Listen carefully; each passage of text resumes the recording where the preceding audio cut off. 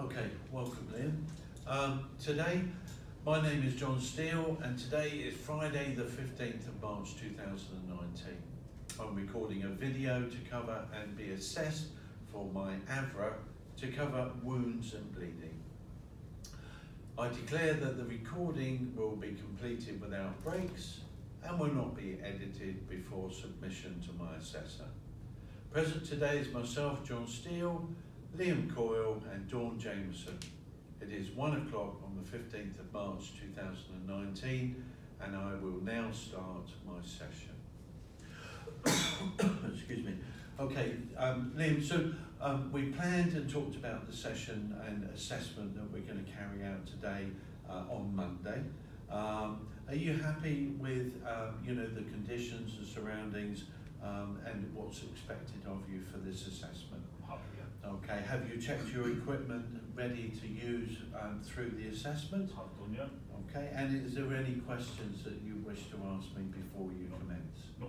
Okay, so the scenario today will be basically you've been called to a building where a worker has fallen and landed on some glass and they've got a wound to their forearm which is bleeding heavily. So what I would like you to do is start your assessment from coming into the room with your usual DNA-RC and treat the patient. Okay. Okay, So when you're ready. I've arrived at the scene. I'm checking for any danger to myself, to my colleagues, and to the patient. Doesn't seem to be any danger. So I'm now noting the patient's position. He's laying flat on his back. He appears to be in a significant amount of pain. And I've noticed that there is a bit of bleeding, or quite a lot of bleeding, coming from a wound on his forearm. Yep. So I'm going to proceed now and to try and stop the bleeding. Right, okay then, yeah.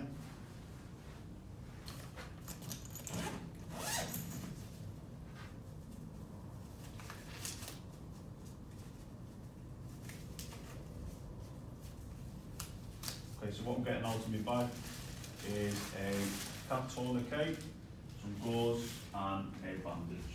Okay.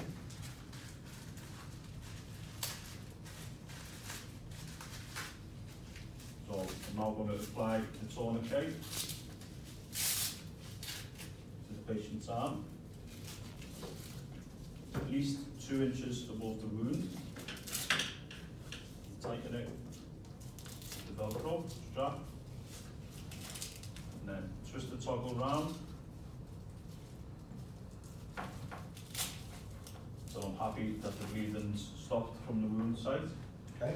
So I'm going to get the gauze, place it over the wound, get my bandage. I'm going to apply the bandage with a significant amount of pressure to try and stem the blood flow from the wound.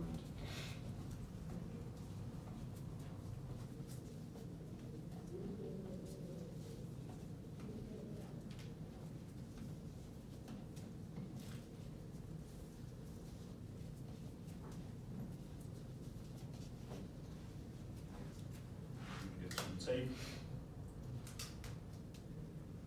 Try to tape to the dressing, to keep the dressing in place. Check for a radial pulse. Okay, well done. There's no pulse present, so I'll know that the dressing has been applied properly. Okay. So now what I'll do a full set of observations on the patient. Okay, good. I'll call for paramedic backup, Yes. and they'll be able to give him some stronger painkillers. Okay. Right, thank you very much. Okay. Okay, yeah. You can take your gloves off. If you wouldn't mind taking your seat, I'd like to ask you a number of questions related to wounds and bleeding. So can you explain to me what is meant by the term wound? Okay, a wound is an injury to any living tissue, which is caused by an impact in the form of a cut or a blow, and it often causes the skin to be broken. Okay.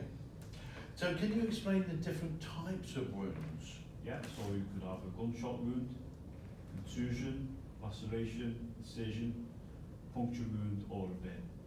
Okay. Can you explain the complications associated with those types of wounds? So wounds could obviously cause a great deal of pain, a lot of bleeding, and some infections. And your last question, can you discuss the implications of a foreign object in a wound? Okay, so if there's a small foreign object in a wound, I would irrigate it with normal saline.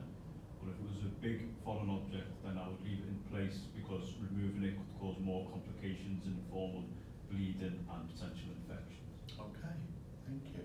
Okay, so we'll end the assessment there, and we're going to discuss the assessment a little bit later at 3 o'clock this afternoon, where we can have a full debrief on the assessment.